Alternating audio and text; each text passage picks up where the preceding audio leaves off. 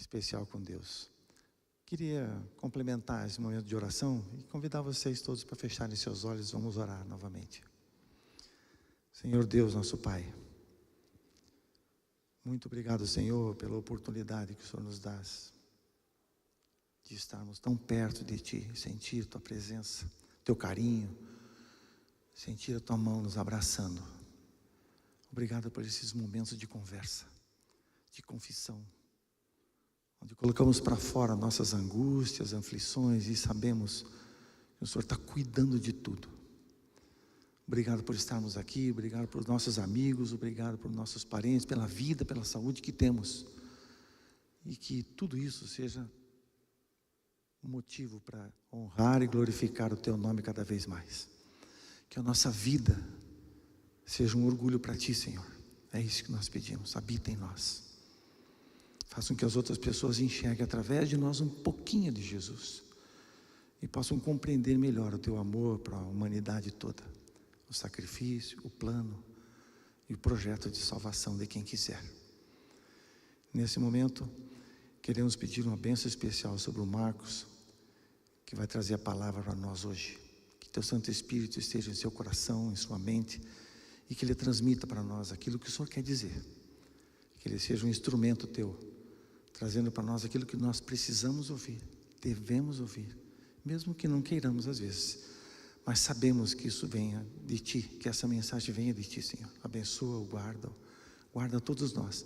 E aqueles que estão em casa também, na transmissão da internet, que sintam a Tua presença em seus corações e em suas mentes nessa hora. Pedimos em nome de Jesus. Amém. Com vocês, meus amigos, meu amigo Marcos Tosi, ancião dessa igreja, grande amigo, orador dessa noite. Marcos, obrigado. Deus abençoe.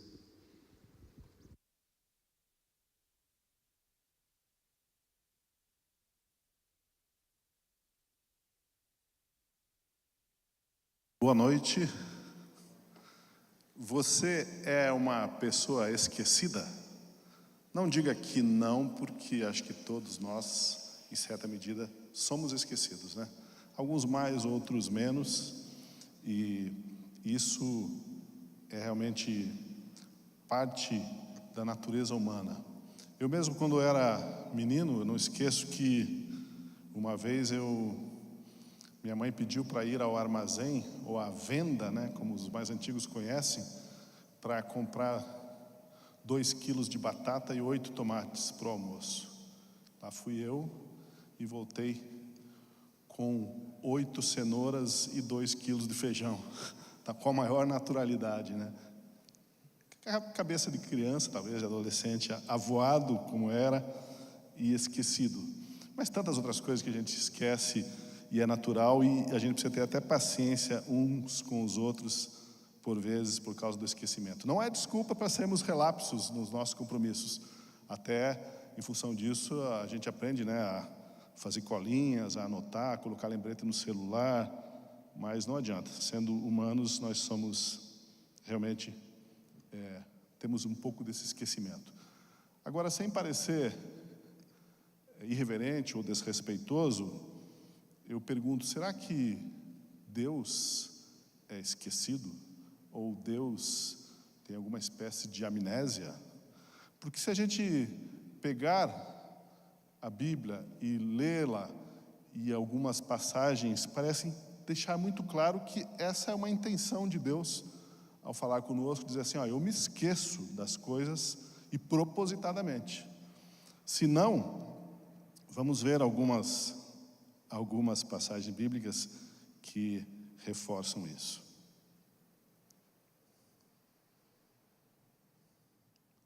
Só voltar aqui para... Eu vou citar algumas passagens, não precisa que vocês abram todos, mas algumas vou ler aqui. Primeiro, Isaías 43, 25. Vejam se não é realmente de acordo com o que eu falei. Diz assim, sou eu mesmo, aquele que apaga as suas transgressões por amor de mim, e que não se lembra mais de seus pecados. Não se lembra mais. Não se lembrar mais é não se lembrar de quanto? De um pouquinho? Dá para lembrar uma parte. Aqui a expressão é: não se lembra mais, eu não me lembro mais de seus pecados. Amnésia divina. Vamos no outro trecho bíblico, Isaías 38:17, que reforça também essa maneira como Deus se apresenta para nós em primeira pessoa. Eis que foi para mim a paz que estive em grande amargura. Tu, porém, amando a minha alma, a livraste da cova da corrupção, porque lançaste para trás das tuas costas todos os meus pecados. Os pecados não estão mais na frente de Deus. Ele joga para trás, para as costas. E quando a gente vira as costas para alguém ou para alguma coisa, é porque nós desistimos de olhar para aquilo, desistimos de dar atenção para aquilo. Deus lançou os pecados para trás, para as costas. Em Isaías 44:22 ainda, diz assim: como se fosse uma nuvem, varri para longe as tuas ofensas, como se fossem a neblina da manhã os seus pecados. Volte para mim, pois eu o resgatei. Novamente Deus falando em primeira pessoa e dizendo que aqui não é uma nuvem da internet, do Google, onde ficam as coisas, não. Como uma nuvem, uma cerração que está ali e de repente já não está mais, se dissipou, foi embora. Assim Deus apagou as nossas transgressões. Ele faz desaparecer as nossas transgressões. E caso nos esqueçamos das palavras de Isaías, vem Jeremias e repete também esta verdade. Jeremias 31:34. Porque lhes perdoarei a sua maldade e nunca mais me lembrarei dos seus pecados. Nunca mais, eu prometo, diz o Senhor. Parece que quando Deus fala dos nossos pecados e da relação dele conosco, ele quer mesmo que a gente entenda que seria como se ele sofresse mesmo de um problema sério de amnésia. E aí, por fim, Miqueias também, o profeta fala, também tem algo a dizer sobre isso. E em Miqueias 7, 18, 19, o profeta diz assim: quem é comparável a ti, ó Deus, que perdoas o pecado e esqueces a transgressão do remanescente da sua herança, tu que não permaneces irado para sempre, mas tens prazer em mostrar amor. De novo terás compaixão de nós, pisarás as nossas maldades e atirarás todos os nossos pecados nas profundezas do mar. Deus usou aí uma comparação com a natureza para dizer onde ele lança os nossos pecados. Dia desses eu vi uma matéria, faz um tempo já, mas que me chamou muita atenção, sobre uma expedição de cientistas que fotografou algumas águas vivas jamais vistas anteriormente, na profundidade do mar, nas profundezas do oceano. 4.000 metros de profundidade, 5.000 metros de profundidade. E essas águas vivas são incríveis. Pedi para ele projetar ali. Parece, na verdade, se você reparar ali, parece que engoliu um giroflex, né? Olha o colorido dessa água viva que os cientistas descobriram apenas em 2016, a 4.000 metros de profundidade. E tem, se você pesquisar, tem outras águas vivas igualmente bonitas, né? Que só estão sendo descobertas agora, mais recentemente, a um custo de expedições que custam milhões de reais para chegar num lugar desse. Então, a ciência encontrou maneira de explorar essas regiões. Mas lembre-se, se não for com submarino e com muito recurso, equipamentos ultra sofisticados, nenhum homem consegue chegar vivo onde estão essas águas vivas. E é para lá, onde você não consegue chegar vivo, que Deus disse que ia lançar os teus pecados. Mas o ser humano, né, teima às vezes em querer fazer uma expediçãozinha, né, para pescar os próprios pecados no fundo do mar. E Deus vai dizer assim, mas o que é isso? O que você está fazendo? Eu lancei esses pecados fora, lancei no fundo do mar. Satanás, ele sim não deixa a gente esquecer dos nossos pecados, está sempre tentando esfregar na nossa cara. E ainda mais uma passagem reforçando essa parte do esquecimento, do alegado esquecimento de Deus, da amnésia quanto aos nossos pecados. Você pode encontrar o texto em Hebreus 10, 16 e 17, que diz assim: esta é a aliança que farei com eles, depois daqueles dias, diz o Senhor. Porei as minhas leis em seus corações e escreverei em suas mentes. E acrescenta: dos seus pecados e iniquidades não me lembrarei mais. Dos seus pecados e iniquidades não me lembrarei mais. Agora, uma segunda parte da mensagem de hoje, com algumas perguntas. Será que é pecado você andar pelo terraço da sua casa ou do seu apartamento? Não. Você ir até a beira do terraço, olhar ao redor a cidade, também não é pecado. E você olhar para o terreno do vizinho? Não há problema. Agora, é pecado assistir a mulher do seu vizinho banhar-se no quintal dela à noite? Opa, acendeu a luz laranjada. Todo mundo conhece a história do rei Davi, sobre como ele cruzou a linha entre a inocência e a culpa, né? Ele poderia, naquele momento, ter se virado, ido embora, virado as costas para aquela circunstância. Mas ele permaneceu, respondeu à tentação, sucumbiu, caiu, e como diz um amigo meu, ele capotou, né? Qualquer pecado que você acariciar, que você contemplar, vai te levar à queda, vai te fazer capotar toda vez. Aí a gente, só revendo rapidamente a história de Davi, ele não apenas dorme com a esposa do seu amigo, ele a engravida.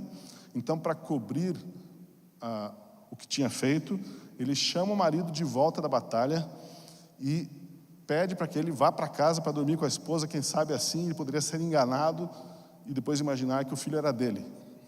Mas o soldado, né, ele pega e se recusa, porque está afinal servindo ao país na frente da batalha. Então Davi, sem saber mais o que fazer para encobrir o seu pecado, ele manda o soldado Urias para a frente de batalha novamente, com instruções para que ele seja abandonado e para que morra em combate. E as coisas saem assim mesmo, como a gente sabe pelo relato bíblico. E Davi, por um tempo, levou a sua vida normalmente, de novo. Mas aí vem o profeta Naamã e denuncia o pecado. E Davi cai em prantos.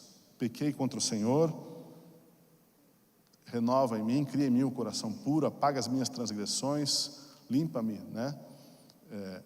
Que estou manchado como sangue, mas deixa-me branco como a neve, como a lã. E ele compõe o Salmo 51, que é uma das mais belas peças de literatura que a gente conhece, o Salmo de arrependimento. Tem misericórdia de mim, ó Deus, por teu amor, por tua grande compaixão. Apaga as minhas transgressões, lava-me de toda a minha culpa e purifica-me do meu pecado. Davi chora e ele ora por aquilo que Deus já prometeu, que ele lançaria longe o pecado de todo aquele que vem, que se arrepende, que confessa o pecado que se chega a ele. E um dia Davi morre. E Deus, na sequência, manda uma mensagem para o rei ímpio e corrupto que, depois de um tempo, o sucedeu. Jeroboão. Agora, vamos prestar atenção, porque às vezes a gente lê a Bíblia e não compara alguns trechos, né? Qual foi a mensagem que Deus mandou para Jeroboão, esse rei ímpio e corrupto? Está em 1 Reis 14, 18. E a gente vai analisar um pouco do que Deus falou ali nessa mensagem para Jeroboão. Ele disse assim: tirei o reino da família de Davi e dei a você, mas você não tem sido como meu servo Davi, que obedecia aos meus mandamentos e me seguia de todo o coração, fazendo apenas o que eu aprovo. Vamos pegar dividir em frases a análise desse texto, para a gente entender a profundidade do que Deus acabou de dizer. Número 1, ele diz: como Davi que obedecia aos meus mandamentos. Será que Deus está falando do mesmo Davi? Não pode ser o mesmo. Ele quebrou o 7º mandamento, adulterando, quebrou o 6º, mandando matar o marido, matou.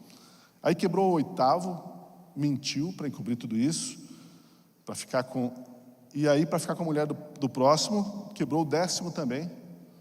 Quebrou todos, porque não honrou o pai e a mãe, não honrou o legado espiritual que ele tinha como rei.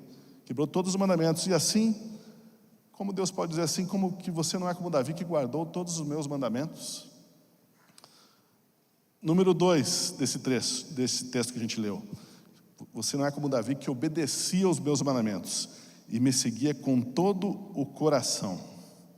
Aí realmente dá a impressão que houve uma amnésia, né? E Deus diz, não terminei ainda. Ele fazia só o que era correto aos meus olhos.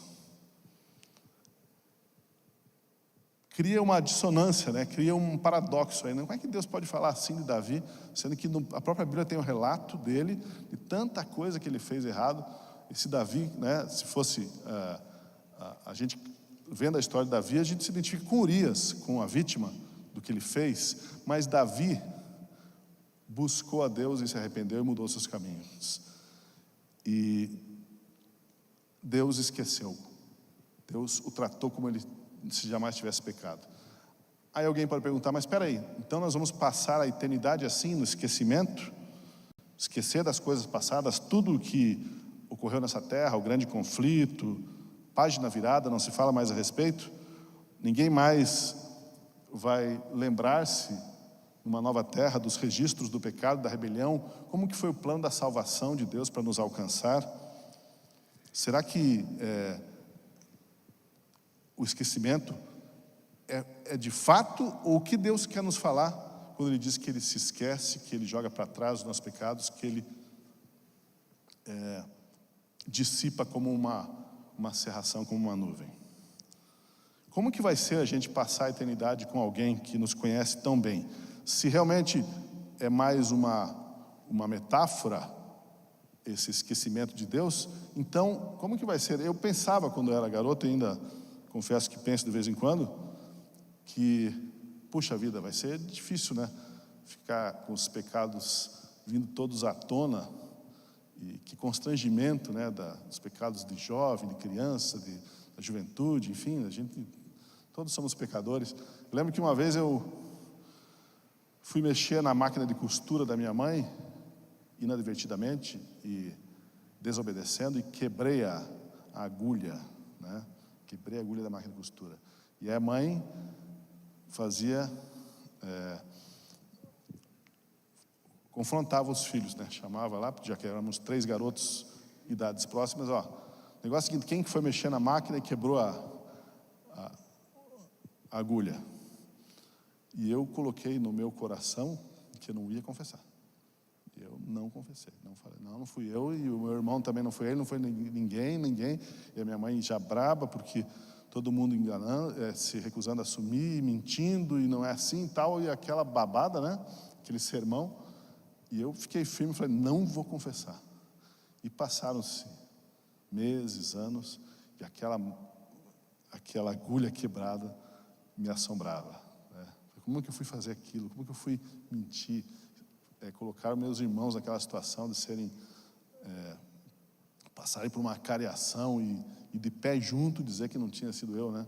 Mas que sujeito, né? Vil, né? Que eu fui. E daí, um pouquinho mais velho, eu tomei coragem e falei para minha mãe, né, olha, mãe, lembra da agulha? Fui eu, a senhora me perdoa, né? E ela perdoa, graças a Deus, né? E meus irmãos também. Mas assim, então, como que vai ser para nós estarmos diante de um Deus que conhece-nos e todos os nossos pecados poderão ser revelados, inclusive para uns aos outros, né? Como é que será uma situação dessa? Quando Jesus, a gente tem que olhar como que Jesus tratava os pecadores quando ele esteve aqui na terra. Quando quiseram apedrejar aquela mulher adúltera, e Jesus despediu os acusadores um a um, ele podia ter chamado, né, o sinédrio, feito uma convocação dos líderes ali e falado, olha aqui, esse pessoal aqui armou para cima dessa moça, quem adulterou com ele não veio, com ela não veio, ou seja, só tem um lado aqui, já começa a hipocrisia com isso, mas eu vou contar mais uma coisa, vou contar detalhes da vida de cada um aqui, desses acusadores. Jesus poderia ter acusado e exposto essas pessoas, elas sairiam humilhadas daquela situação. No entanto, o que Jesus fez? Ele, com respeito a cada pecador e amor a cada pecador, ele escreveu no pó do chão do templo algumas faltas que aquelas pessoas poderiam ver as suas faltas descritas ali, mas não sabiam qual era de quem, né? A não ser aquele mesmo que viu a sua falta, percebeu-se ali retratado mas nunca exposto. Jesus não expôs aquelas pessoas, e eles foram saindo um a um, né, envergonhados, porque sabiam que Jesus conhecia o seu coração, mas mesmo assim, Cristo respeitou e não expôs, não denunciou aquelas pessoas publicamente. Assim que Jesus trata os pecadores. No nosso modo de entender, por vezes, a gente pensa em que chance que Jesus perdeu de se vingar ali, né? De expor esses crápulas. Jesus trata com misericórdia, bondade e piedade todos os pecadores. No cenáculo, às vésperas de ser morto, o que aconteceu? Estavam ali os discípulos disputando quem ia sentar à direita e à esquerda do mestre, porque agora eles tinham o Cristo que podia multiplicar pães, que mandava o mar se acalmar e o mar se acalmava, que dominava a natureza, portanto, esse Cristo seria o conquistador de toda a terra. Então, onde é que eu vou estar? Que posição eu terei nesse reino? E aí Jesus, em vez de recriminá-los verbalmente, se abaixa e começa a lavar os pés de cada um dos seus discípulos, inclusive daquele que o trairia, sem expor e dando um exemplo para eles de como Jesus trata os pecadores. Pedro estava ali, aquele que depois o negaria 3 vezes. E Judas também estava ali. Jesus lavou indistintamente os pés deles e os amou, e assim ele tratava os pecadores. Quando Judas saiu para trair a Cristo, para chamar os guardas que iriam prendê-lo, Jesus ainda falou assim: olha, o que for que você vai fazer, faça depressa. E diz que os discípulos pensaram entre si assim, que Jesus estava orientando Judas a distribuir os bens, dinheiro para os pobres, porque essa era a função de Judas como tesoureiro. Jesus não expôs o traidor nem momentos antes de ele traí-lo, amou até o fim. Só que, voltando a outro personagem, Maria, aquela de quem Jesus tinha expulsado 7 demônios, conforme Lucas 8:2, foi quem teve o privilégio de ver a Cristo, primeiro na manhã da ressurreição, e depois levou as boas novas aos outros discípulos. Maria, entre todas as pessoas, foi a escolhida para esse privilégio. Pense no que isso diz a respeito de Maria, de quem tinha sido expulso 7 demônios, segundo Lucas, ter sido escolhida para tal honra. E quando Maria reconheceu Jesus do lado de fora da tumba, ela caiu de joelhos para adorá-lo, e ele disse: não me segure, porque ainda não voltei para o Pai. Antes, vá aos meus irmãos e diga-lhes: estou voltando para o meu Pai. Jesus chama os discípulos que tinham traído, abandonado, que tinham negado, xingado o seu nome, de irmãos. Vá aos meus irmãos, né? E diz a eles que estou voltando para o meu Pai. Quando os anjos confirmaram a ordem de Jesus para Maria, para que ela levasse a boa nova aos discípulos, eles disseram assim também, diz o relato bíblico em Marcos: digam aos discípulos, especialmente a Pedro, que Jesus ressuscitou, irá encontrá-los na Galileia. Como os anjos agiram inspirados por Deus quando puderam acrescentar assim: diga especialmente a Pedro. Por que especialmente a Pedro? Porque Pedro havia negado a Jesus, havia xingado Jesus, havia se dissociado de Jesus, estava arrasado. E Jesus, preocupado com esse pecador, esse discípulo seu, inspirou os anjos a dizerem: vai e fala principalmente a Pedro, para que ele se levante, para que ele se anime, que Jesus ressuscitou. Esse é o Deus com quem nós podemos passar a eternidade. É o Deus que não tem prazer em expor o pecado e expor o pecador. É o Deus que quer que cada um de nós se converta, abandone os seus maus caminhos e entenda que Ele quer ganhar-nos, quer atrair-nos pela sua bondade e pelo seu amor. Nós não temos nada a temer da memória infinita de Deus, porque Ele é o perdão personificado. E Ele nos trata como se nós jamais tivéssemos pecado. Por isso, Ele diz que vai lançar os nossos pecados para trás e vai lançá-los no fundo do mar. Não existe uma falsa pretensão de esquecimento nisso. Não existe Alzheimer ou amnésia. Deus sabe muito bem como a gente tem vivido e nós sabemos como nós somos pecadores. Os anjos assistem cada ato praticado. Apesar disso, O nosso Pai Celestial vai nos tratar com dignidade e respeito, como se sempre tivéssemos sido filhos leais. Agora, como Deus nos trata, a gente devia tratar uns aos outros, né?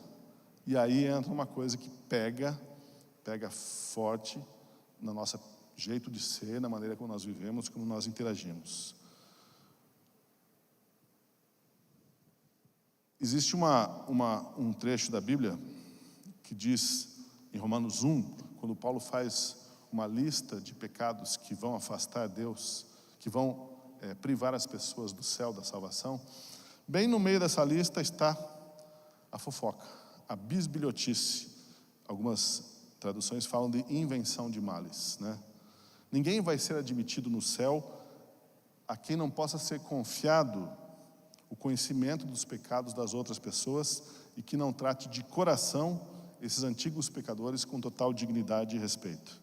Por isso que lá no céu vai ser possível para Davi e Urias se reencontrarem, né, e se abraçarem, porque haverá perdão, haverá dignidade, haverá respeito, entendimento, compreensão de que houve uma transformação do coração desses dois homens. Assim, o passado não será esquecido. Quando Deus fala que Ele esquece os nossos pecados, é justamente no sentido de imputá-los a nós. Ele assumiu a consequência por esses nossos pecados. Assim, a gente sabe que o profeta Naamã não terá se esquecido do apelo que ele fez para o rei Davi para o arrependimento. Também Davi não vai se esquecer da confissão que ele fez no Salmo 51, e nem nós vamos esquecer essa oração de Davi por um novo coração, que já inspirou tanta gente, inspira-nos a orar assim também, cada vez que pecamos, cada vez que nos sentimos o pior dos pecadores.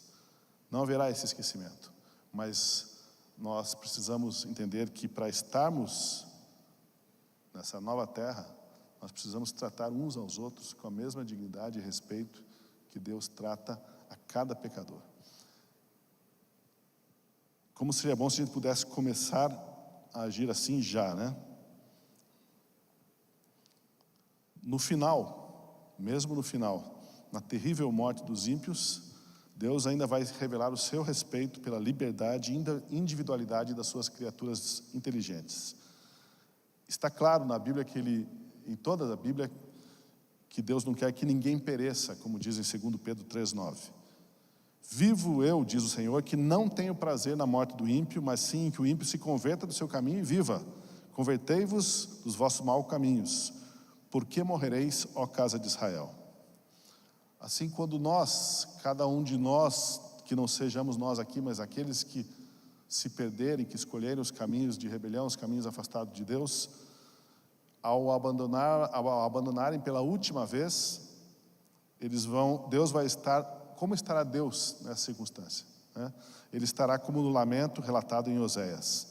Como posso te deixar? Como posso te entregar? Como posso desistir de ti? Imagine o lapso, o vazio eterno no coração de Deus dos seus filhos que se perderem. O lapso que Lúcifer, Satanás, deixará o brilhante Filho de Deus no coração dele. Mas quando vier o juízo final, Deus estará chorando por cada um dos seus filhos, e Ele não tem prazer na morte do ímpio. Que a gente possa entender que Deus quer nos atrair pelo seu amor, pela sua bondade, e quer que a gente também trate com muito respeito e dignidade os outros, os pecadores, e jamais expondo às pessoas os seus erros, os seus pecados. É difícil, né? Porque quando o erro é do outro, é muito fácil a gente apontar, e é uma tendência da natureza humana. Que a gente possa se inspirar na história do filho pródigo, que é também na história do pai perdoador. O filho pródigo decorou uma oração de arrependimento para chegar, para declamar para o pai e para conseguir um lugarzinho lá como empregado. E esse pai maravilhoso que representa Deus não deixou nem que ele terminasse de falar a sua oração de arrependimento. O abraçou e o restituiu plenamente a partir do momento em que ele confessou o seu pecado e voltou-se para casa, voltou-se para a casa do Pai. Nosso Deus é um Deus de amor, é um Deus de inclusão. O pior dos pecadores, que sou eu, Ele abriu a porta. E mesmo agora eu posso dizer com certa tranquilidade, acho que talvez você também, que os piores pecados, os erros mais estúpidos que eu já cometi, eu não terei vergonha de tê-los exposto um dia na Nova Terra, porque eu sei que quem estará comigo também vai me respeitar e vai entender a luta que eu tive, e eu vou entender a luta que cada um teve, e mais do que isso, nós vamos entender quanto custou para o Filho de Deus redimir aquele pecador. E não haverá mais motivo para... Não será necessário, né? Não se justifica, então, essa leitura de que existe uma amnésia, como eu coloquei hoje no título do sermão. Existe amnésia divina? Não, não existe amnésia divina. Nada do que vivemos, do que atravessamos nessa terra se perderá. Tudo está registrado e nós poderemos olhar, relembrar e, percebendo tudo que foi feito pelo nosso Deus, dizer: digno nosso Deus de toda adoração, de todo louvor, porque Ele é puro amor, pura bondade, pura misericórdia. Que Deus nos abençoe a inspirar-nos no modelo de como Ele tratava as pessoas, que a gente possa tratar também uns aos outros dessa forma. Amém. Convido você a se levantar para orarmos.